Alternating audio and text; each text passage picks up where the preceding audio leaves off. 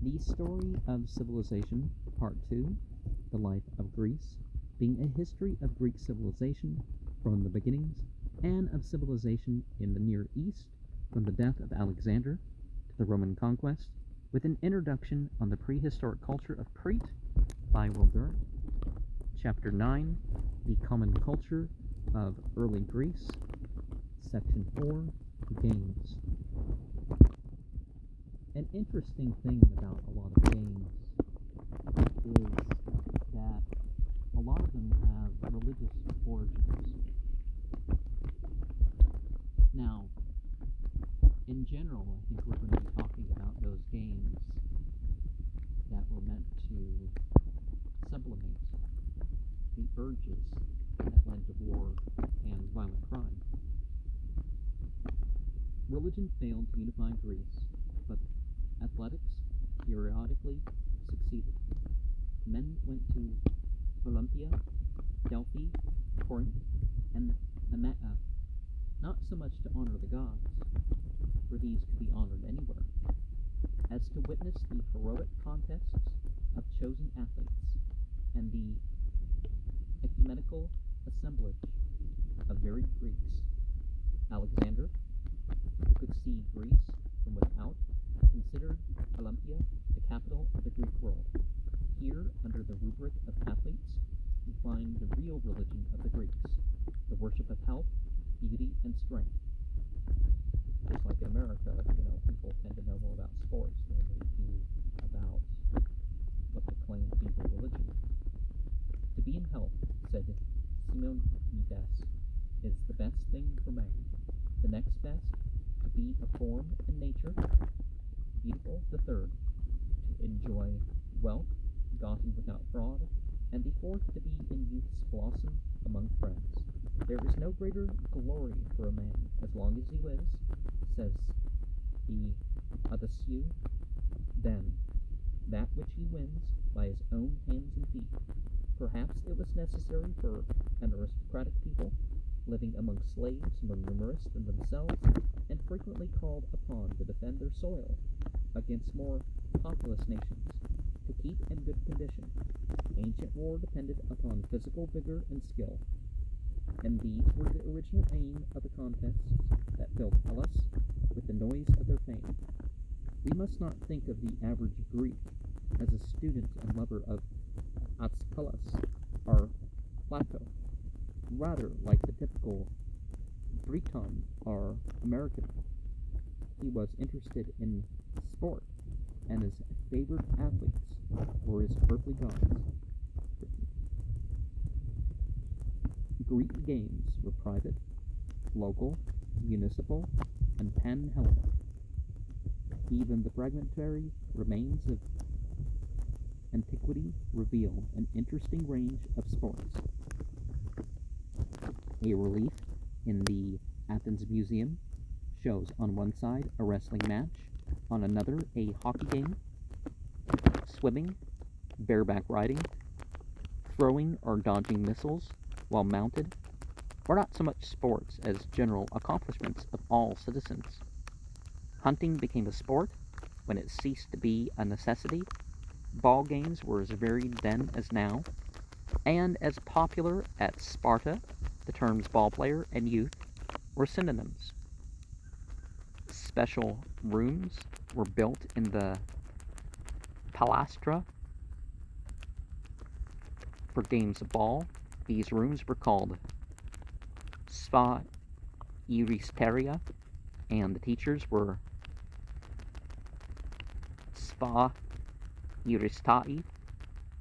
On another relief, we see men bouncing a ball against the floor or the wall and striking it back with the flat of the hand. We do not know whether the players did this in turn as in modern handball.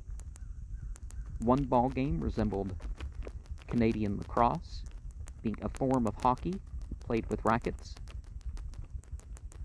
Pollux, writing in the 2nd century of the Common Era, describes in almost modern terms certain youths, divided into two equal groups, leave in a level place which they have prepared and measured a ball made of leather, about the size of an apple. They rush at it as if it were a prize lying between them. From their fixed starting points, each of them has in his right hand a racket, rabdan, ending in a sort of flat bend whose center is woven with gut strings, plaited like a net. Each side strives to be the first to drive the ball to the opposite end of the ground from that allotted to them. The same author pictures a game in which one team tries to throw a ball over or through an opposed group until one side drives the other back over the goal line. Epiphanes, in an imperfect fragment from the 4th century BCE, describes a star. When he got the ball, he delighted to give it to one player while dodging another. He knocked it away from one and urged on another with noisy cries. Outside, a long pass, beyond him. Overhead, a short pass. From these private sports came local and incidental games, as, after the death of a hero like Patroclus, or the successful issue of some great enterprise, like the march of Xenophon's 10,000 to the sea. Then came municipal games, in which contestants represented various localities and groups with one city-state. Almost, but not quite international, with the quadrennial Panathenic Games, established by Pisistratus in 566 BCE. Here the entries were mostly from Attica, but outsiders were welcomed. Besides the usual athletic events, there were chariot races, a torch race, a rowing race, musical competitions for voice, harp, lyre, dances and recitations, chiefly from Homer. Each of the 10 divisions of Attica was represented by 24 men chosen for their health, vigor, and good looks, and a prize was awarded for the most impressive 24 for fine manhood. Since athletics were necessary for war, and yet would die without competitions, the cities of Greece, to provide the highest stimulus, arranged Panhellenic Games. The oldest of these were organized as a regular quadrennial event at Olympia in 776 BCE, the first definite date in Greek history, originally confined to Aliens. Within a century, they were drawing entries from all Greece. By 476, the list of victors ranged from Sinope to Marseille. The Feast of Zeus became an international holyday.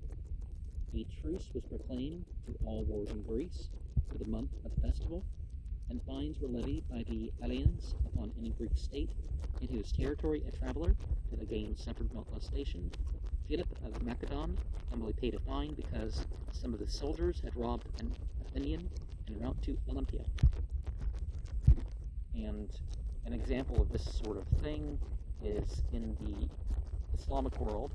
They have 4 months which all wars are automatically stopped. Now, if aggression is had by the other side, one picks right up again. But, the 12th month is a month of pilgrimage. The two months next to it are the, you could say, months of pilgrimage, but the actual main pilgrimage event itself is, the 8th to the 13th events of that. Well, the 8th through the 10th, really. But the 8th through the 13th as the broad form of that, because some people will make their pilgrimage last to the end of the holiday. And the 7th month. So the idea that not just the days of the ritual, but, a month on either side for a lot of travel back and forth is a shared idea with that and some other cultures as well.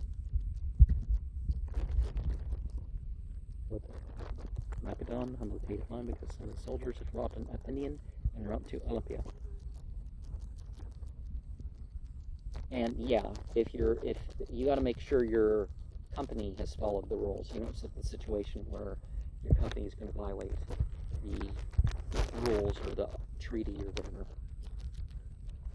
We picture the pilgrims and athletes starting out from distant cities a month ahead of time to come together at the games. It was a fair as well as a festival.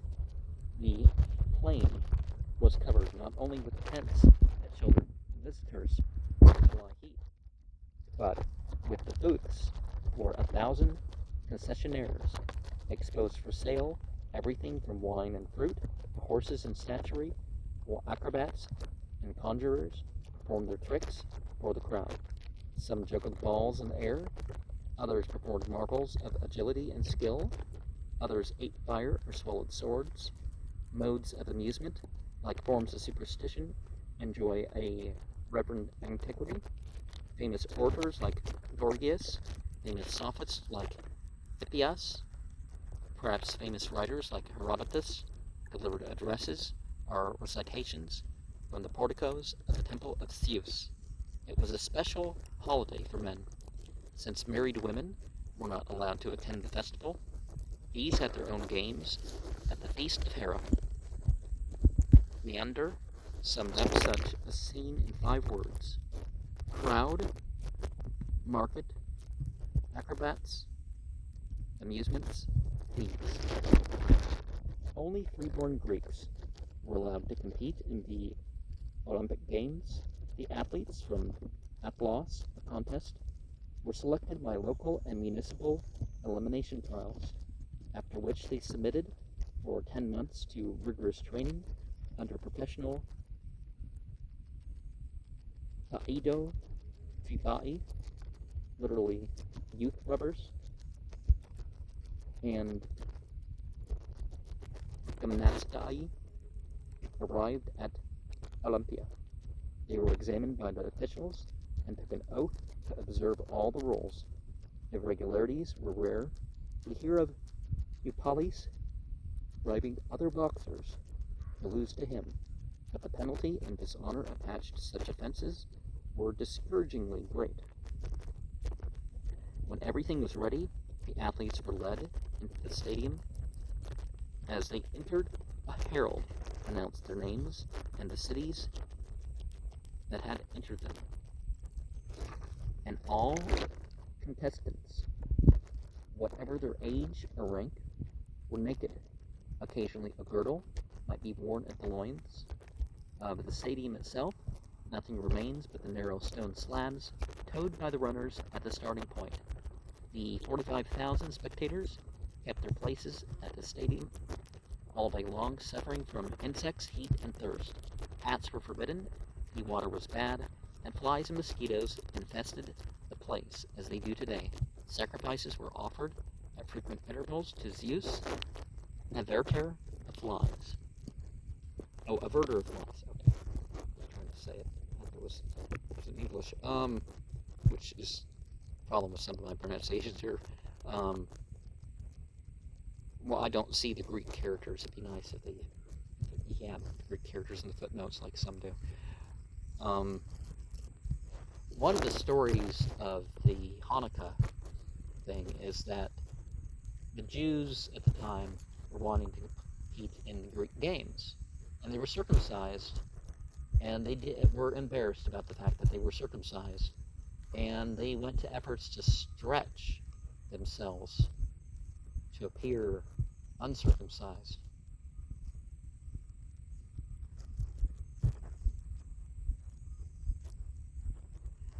The more important events were grouped together as the pentathlon, or 5 contests, to promote all-around development in the athlete. Each entry in any of these events was required to compete in all of them. To secure the victory, it was necessary to win 3 contests out of the 5. The first was a broad jump. The athlete held weights like dumbbells in his hands, and leaped from a standing start. Ancient writers assure us that some jumpers spanned 50 feet, but it is not necessary to believe everything that we read. Well, if you use it to swing it,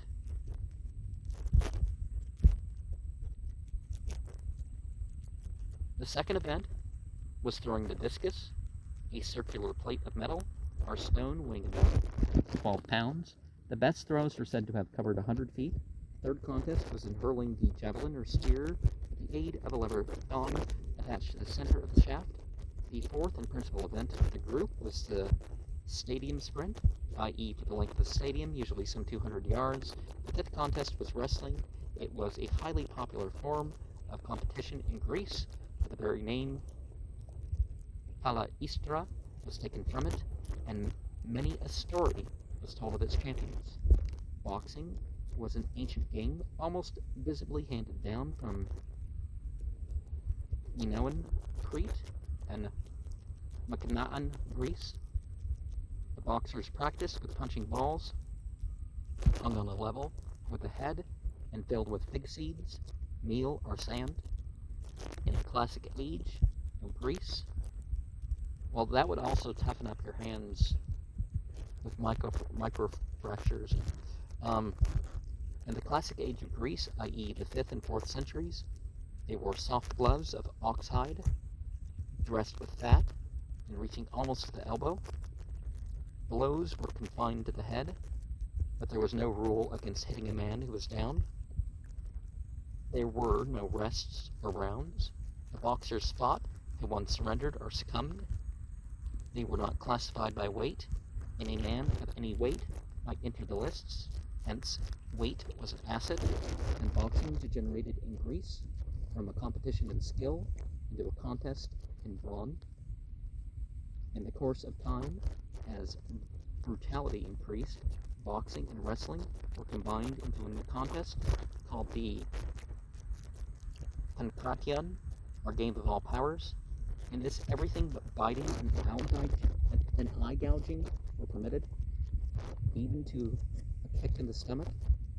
3 heroes, whose names have come down to us, one by breaking the fingers of their opponents, another struck so ferociously with straight-edged fingers and strong nails that he pierced the flesh of his adversary and dragged out his bowels.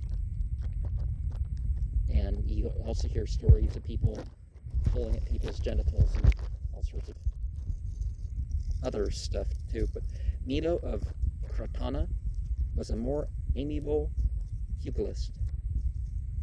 He had developed his strength, we are told, by carrying a calf every day of its life until it was a full-grown bull. People loved him for his tricks. He would hold a pomegranate so fast in his fist that no one could get it from him, and yet the fruit was uninjured. He would stand on an oiled quoit and resist all efforts to dislodge him. He would tie a cord around his forehead and burst the cord by holding his breath, and so forcing blood to his head. In the end, he was destroyed by his virtues, for he chanced, says Pausanias, on a withered tree, into which some wedges had been driven to separate the wood, and he took it into his head to keep the wood apart with his hands, but the wedges slipped out. He was imprisoned in the tree and became a prey to the wolves. In addition to the pentathlon sprint, there were other foot races at the games. One was for 400 yards, another for 24 stadia, or 2 2/3 miles. A third was an armed race in which each runner carried a heavy shield. We have no knowledge of the records made in these races. The stadium differed in length in different cities, and the Greeks had no instruments for measuring small intervals of time.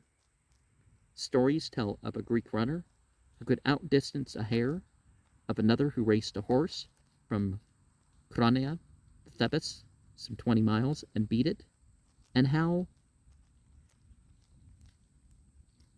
Phidippides ran from Athens to Sparta. Phidippides,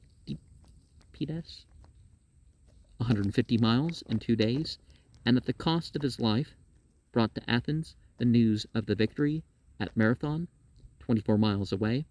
But there were no marathon races in Greece. In the plain below the stadium at Olympia, built a special hippodrome for horse races. Women as well as men might enter their horses, and as now the prize went to the owner and not to the jockey, though the horse was sometimes rewarded with a statue. The culminating events of the games were the chariot races, with 2 or 4 horses running abreast, often 10 4-horse chariots competed together, and as each had to negotiate 23 turns around the posts at the end of the course, accidents were the chief thrill of the game. Like NASCAR, at least that's what you hear of NASCAR. In one race, with 40 starters, a single chariot finished. We may imagine the tense excitement of the spectators at these contests, their worldly arguments about their favorites, their emotional abandonment as the survivors rounded the last turn. When the toils of 5 days were over, the victors received their rewards. Each bound a woolen fillet, each bound a woolen fillet about his head, and upon this the judges placed a crown of wild olive, while a herald announced the name and city of the winner. This laurel wreath was the only prize given at the Olympic Games, and yet it was the most eagerly contested distinction in Greece. So important were the games that not even the Persian invasion stopped them, and while a handful of Greeks withstood Xerxes' army at Thermopylae, the customary thousands watched the Agenis of Thasos on the very day of the battle win the Pancratiast's crown. "Good heavens!" exclaimed a Persian to his general, "what manner of men are these against whom you have brought us to fight? Men who contend with one another, not for money, but for honor." He or the Greek inventor of the tale did the Greeks too much credit, and not merely because the Greeks should on that day have been at Thermopylae rather than at Olympia. Though the direct prize of the games was little, the indirect rewards were great. Many cities voted substantial sums to the victors on their return from their triumphs. Some cities made them generals, and the crowd idolized them so openly that jealous philosophers complained. Poets like Simonides and Pindar were engaged by the victor or his patrons to write odes in his honor, which were sung by choruses of boys in the procession that welcomed him home. Sculptors were paid to perpetuate him in bronze or stone, and sometimes he was given free sustenance in the city hall. We may judge the cost of this item when we learn on questionable authority that Milo ate a 4-year-old heifer and Theagonus an ox in a day. The 6th century BCE saw the peak of the splendor and popularity of athletics in Greece. In 582, the Amphictyonic League established the Pythian Games in honor of Apollo at Delphi. In the same year, the Isthmian Games were instituted at Corinth in honor of Poseidon. 6 years later, the Nemean Games were inaugurated to celebrate the Nemean Zeus, and all 3 occasions became Panhellenic festivals. Together with the Olympic Games, they formed a periodus, or cycle, and the great ambition of a Greek athlete was to win the crown at all of them.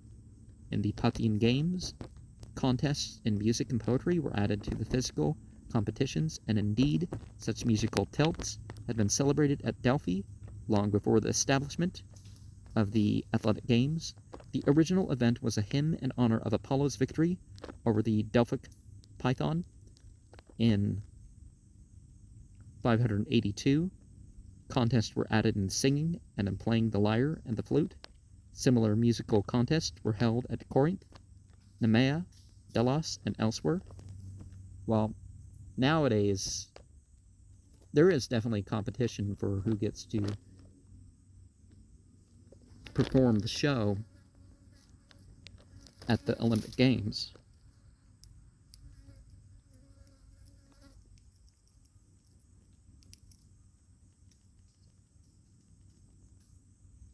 Similar music contests were held at Corinth, Nemea, Delos, and elsewhere, for the Greeks believed that by frequent public competitions they could stimulate not only the ability of the performer, but the taste of the public as well. The principle was applied to almost every art, to pottery, poetry, sculpture, painting, choral singing, oratory, and drama. In this way, the games had a profound influence upon art and literature, and even upon the writing of history. For the chief method of reckoning time in latter Greek historiography was by the Olympiads, designated by the name of the victor in the one stadium foot race. The physical perfection of the all-around athlete in the 6th century generated that ideal of statuary, which reached its fullness at Mauron and Pelaclitus. The nude contests and games in the palastra and at the festivals gave the sculptor unequaled opportunities to study the human body in every natural form and pose. The nation unwittingly became models to its artists, and Greek athletes united with Greek religion to generate Greek art.